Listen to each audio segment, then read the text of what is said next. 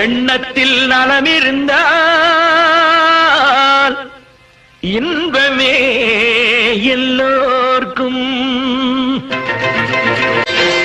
ஆடும் நேரத்தில் ஆடி பாடுங்கள், ஆனாலும் உழைத்தே வாழுங்கள்.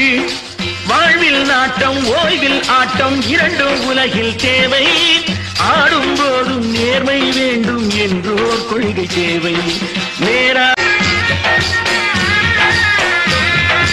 உலகம் ஒன்றாக எதிரே நின்றாலும் அஞ்சாமல் கருத்தை கூறுங்கள்.